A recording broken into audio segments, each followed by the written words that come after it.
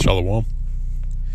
Before I begin this video, first and foremost, I want to give all praise, honor, and glory to Yahweh, Ba'ashem Yahushai, Ba'ashem Rakah Kodash, and I double honor to the apostles and elders of Great Millstone that still to this very day continually rule very well, still holding fast to this work, headstrong for years and years on end. And I much do honors and shalom to the hopefully elect that's still continually laboring in this work, this ministry, is giving our diligence and our faith, true sincerity. Now, the topic of this video is going to be entitled "Occupy Till I Come." All right, because that's the job, or that's the occupation, should I say, which is this work, this ministry, which is the ministry of Yahweh Ba'ashem Yahushai, to go out on the highways and byways and to teach this word. And this is the occupation that we're involved in. This is what the scriptures mean by occupy. All right, because now in this day and age, it's strange to the people. What the scriptures mean by doing the work, because they, the people think that doing the work is by going out and setting up food tables and feeding the homeless. Which, that's not what the work is, man. The work is not baking past a pork chop of pie. All right, that's not the work. Or to give donations, give donations out left and right, donate money. That's not the work, man. Okay? The work is going out into the highways and byways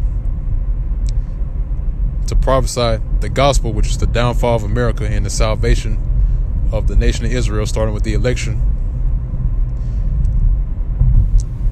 That's the gospel. All right, that's what we've been commanded to do.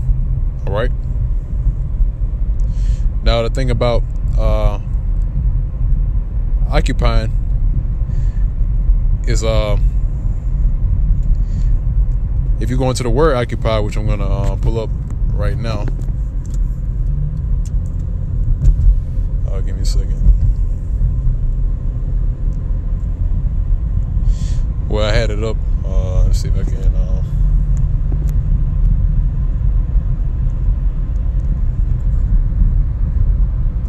Let's go to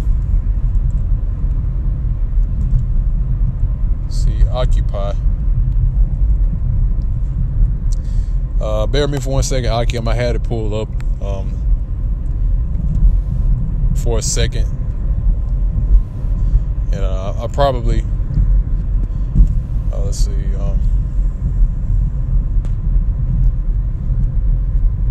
I probably clicked out of it without knowing. So I looked at the word occupation, right, on the etymology. It says fact of holding or possessing. All right. And what do we possess? We possess His wisdom, this knowledge, and His understanding, which is administered to us by Yahweh Ba'ashem Yahushai. All right. And with that comes what? The Holy Spirit. All right. Because that's how we move and, conduct ourselves in this work, by the Holy Spirit. Okay. So once again, it says fact of holding or possessing. All right, it says being employed in something. All right, and yeah, we are employed in something, man. This is why it's called the work. All right, when we call it the work, I mean that's literally what we do. We're working. All right, we're working, and we're not just working just to be working, man. No man go to work, just to work, for nothing. All right, when you go to work, you're working for your pay, all right, your reward at the end of that day. Okay. So once again, it says being employed in something, which this is what we're employed in. This is our occupation. All right, our occupation is being a prophet. This is this reminds me of that movie. I brought it out in the last video concerning the arrows. The movie 300, right? Got to bring out the example again, because there was a scene where the Athenian, was it the Athenians? Yeah, I think it was the Athenians, right? That were that came up to the Spartans, to meet them, and the person asks Leonidas. He says, Leonidas asks him. He says, "What's his occupation? Or what's his profession?" All right, he said, "Oh, this guy was a carpenter. This guy was a master builder. Another guy was a painter. Another guy was, this and that. Every single one of them had a different profession and occupation." All right. But when Leonidas asks his men what were their occupation, he let you know that they were warriors, man. Their occupation was war. Okay? So our occupation and our profession is this truth. All right? Prophecy. And contrary to popular belief, not everybody can be a prophet, man. All right? Not everybody can be a prophet, because that seat, that's a very high seat, man. All right? And only certain men are built up to be able to do that job. Like, just when you work, right, you go to apply for a job, right? They're not looking for just like some guy off the street. They're looking for a person that they went through high school. They got certain experience behind their belt. Probably been working in a certain field for a certain amount of years. They're looking for that type of person, that ideal candidate. Like, they put on the application. They're looking for candidates. That's what they call them. They're looking for a certain person to fit their role. Just like the seat of prophecy. All right, you got to have certain qualifications to be a prophet, man. All right, and it's not something that you can just pick up and just do it. It's not something like going to work out or something. Train. Just to train for or do a certain amount of reps and sets or whatever. It has to be already in you. All right, you go to the book of Jeremiah, the first chapter. He said, "Before he formed thee in the belly, he knew thee, and ordained thee as a prophet." Okay. So we can say that we were born to do this, man, and we are born to do this. All right, that's what our purpose. That's why we were born into this world, to go out and to prophesy. Okay, but not to ramble on too much longer. I want to go ahead and read this and then get into the precepts, not to take up too much time. I'm known to be very long-winded. It's obvious with the videos I be coming out with 20 minutes long, and I see those videos, man. But it's through the Spirit, man. All right. It says a particular action. It says pursuit, work, employment. All right. Taking possession, business. Oh, and I'm pretty sure scriptures are flying out the head right now. Business, employment. All right. Once again, employment, business in which one engages. All right. Now we're in the business of Yahweh Ba'Shem Yahushua. This is his business, man. All right. So we're supposed to take this business, right? With the tools that he's given us, and the work. Okay. So with that being said, I want to go ahead and get into the scriptures. It's the book of Luke, chapter 19, verse 11. And as they heard these things, he added and spake a parable, because he was nigh to Jerusalem, and because they thought that the kingdom of the Most High should immediately appear. Read on, verse 12. He said, therefore, a certain nobleman, this is Yahushua speaking, who it is people generally call Jesus. He said, therefore, a certain nobleman went into a far country to receive for himself a kingdom, and to return. All right. And what's that nobleman? That nobleman is talking about Yahushua, who in the word literally called Jesus. All right. So he said he went to a far country to receive himself a kingdom in the return, man. All right. And it says, verse 13, it says, and he called his 10 servants and delivered them 10 pounds and said unto them, occupy till I come. So Yahushua, right now, he's not with us right now, man. He's with us through spirit, but in the flesh, he's not with us, man. Or he's in the spirit world. Okay? So he's left, all right, and he has a kingdom that's prepared for him. All right? And then when he comes back, he's going to receive that kingdom. All right, by the taking down of this current kingdom that's set up. Okay, so it said he called his 10 servants. Reading again, he said, and he called his 10 servants and delivered them 10 pounds, and said unto them, occupy till I come. All right, now I want to look up that word occupy in the Greek.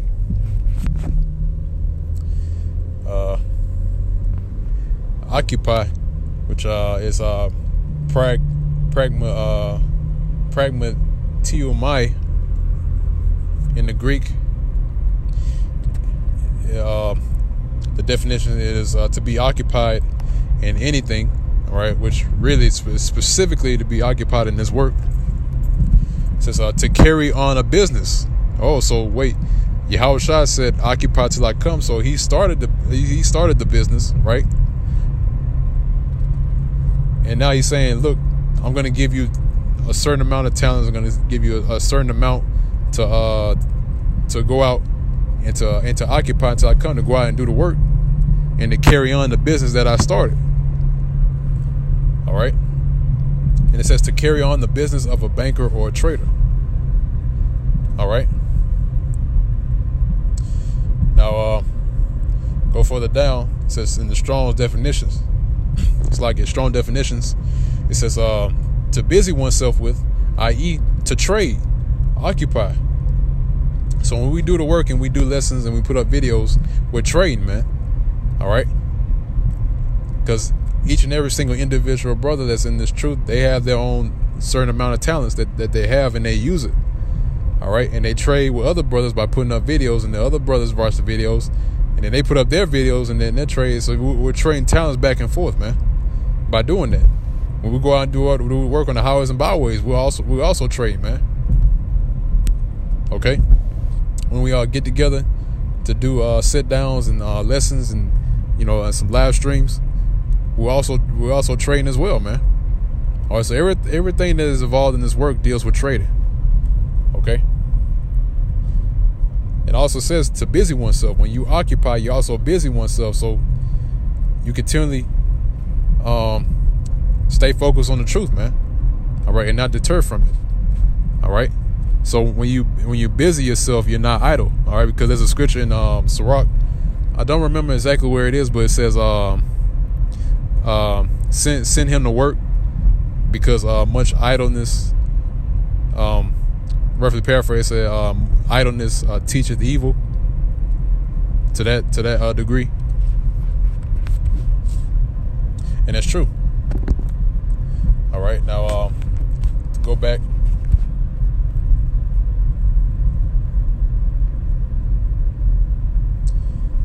Lost my place.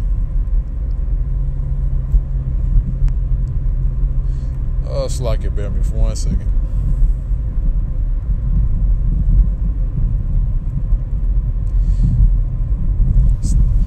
Back at verse 14 this time, it says, but his citizens hated him. His citizens. It's talking about the ones of his own country, his own nation, man, Israel. They hated him back then. They still hate him to this day. Why is that? Because when we go out in the highways and byways, man, these people, our own people, man, they hate it when we go out there in the highways and byways, man. We're the constant thorn in their sides when we go out there, man. All right, that's why they hate us, and it's not us that they hate, because Yahushua made a statement on that. He said it's not you that they hate, but it's me that they hate. All right. It says, but his citizens hated him and sent a message after him saying, we will not have this man to reign over us. All right. And they don't want Yahushua to reign over them, man, because they know once Yahushua comes back, their fun time is over. All right. The party is up, man. The jig is up.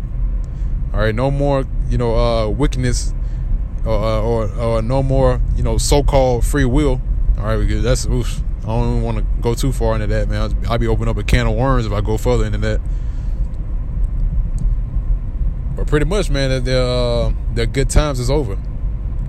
All right, and then they're once again restricted, which they don't, Jake don't like to be restricted, man. They don't like restrictions. To show you how docile our people are and undisciplined they are. Okay.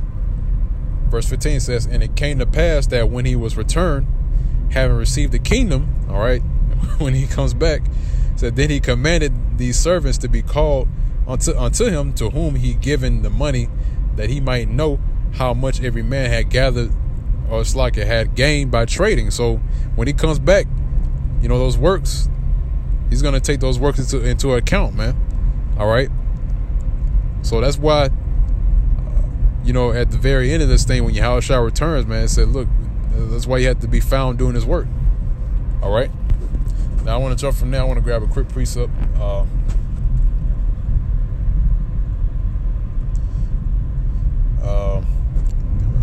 I know the quote to it. I don't know exactly where it is.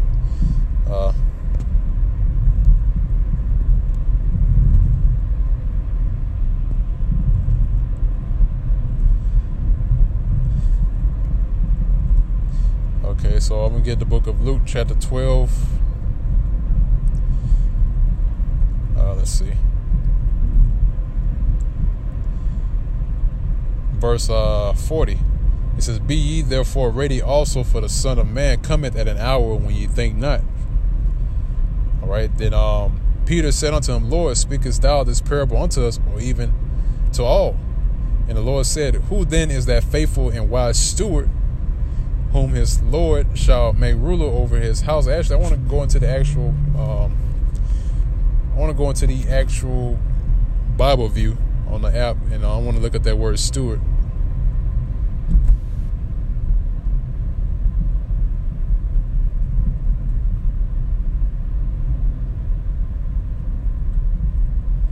Let's see. There's the word steward.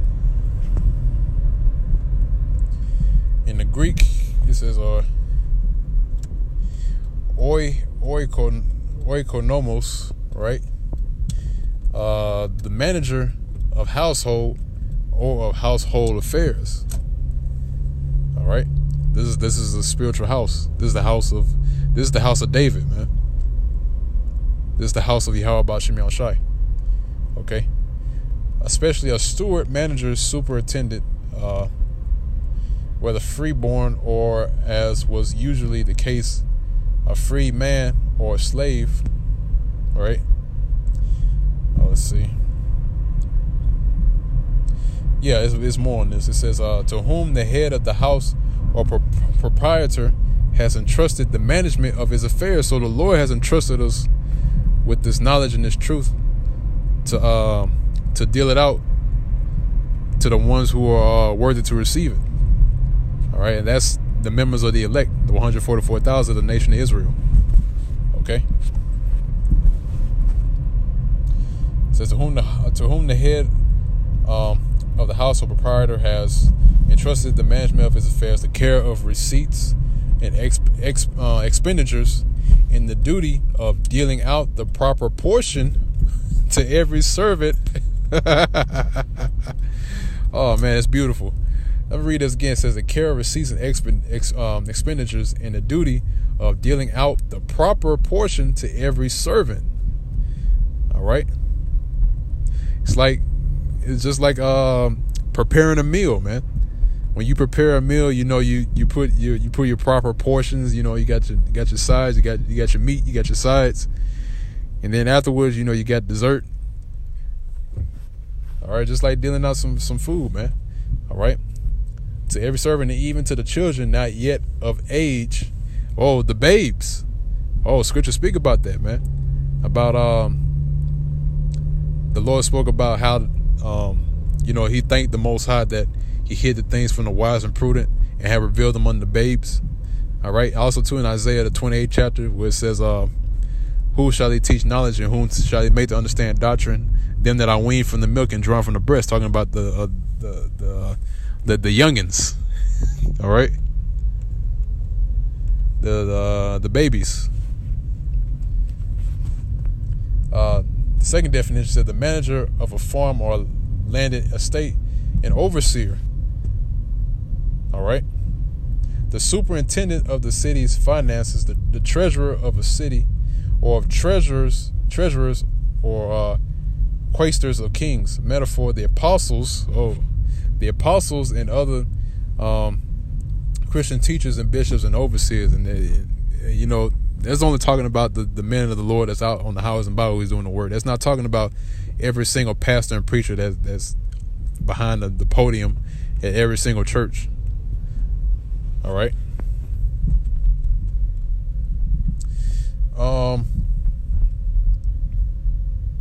Let's see. Yeah, that's pretty much it.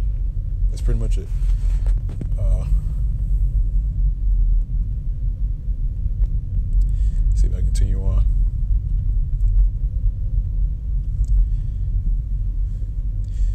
See, verse 43 said, "Blessed is that servant whom his Lord, when he cometh, shall find so doing." All right. So that's it on that precept.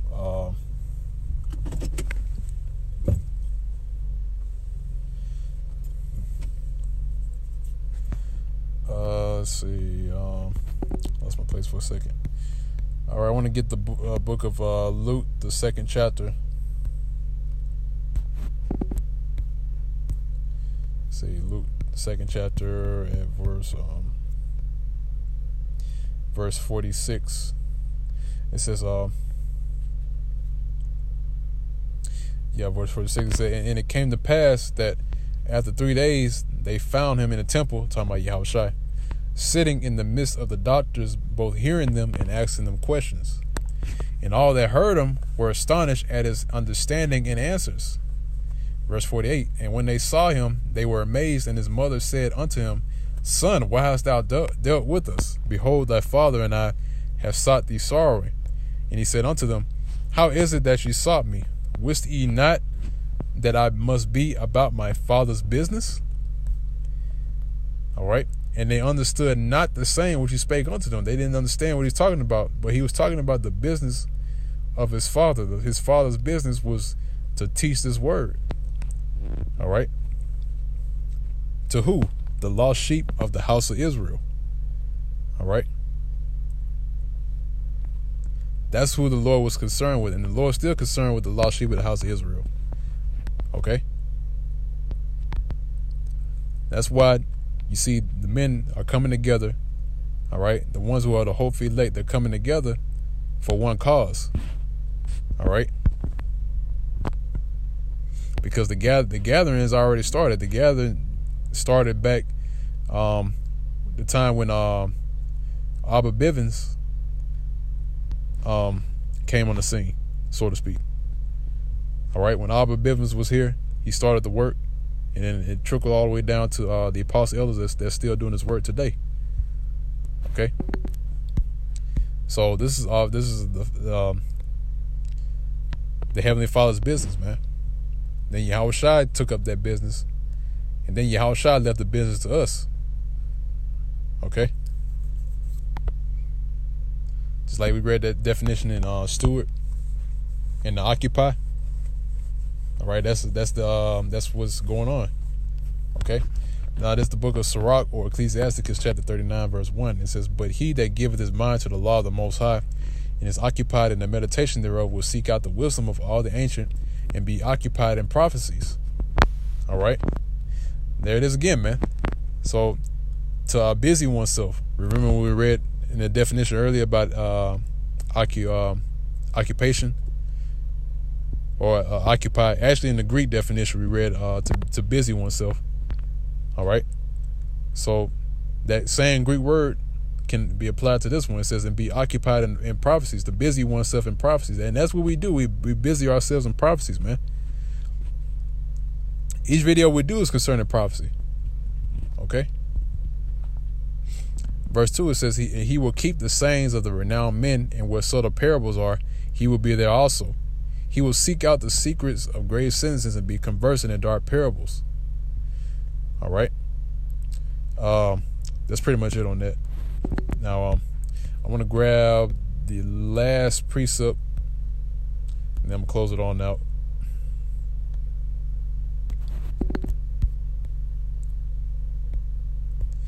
It's Matthew 24 and 48. It says, make sure I'm in the right one.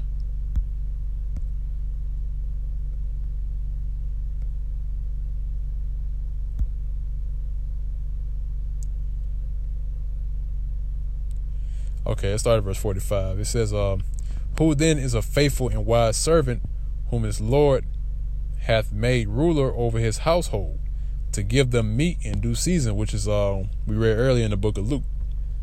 Okay, verse 46. Blessed is that servant whom his Lord, when he cometh, shall find so doing. All right, basically finding his servant to be occupied. All right, to occupy till he comes back. Verse 47 says, verily I say unto you, that he shall make him ruler over his goods, over all his goods. It's like it.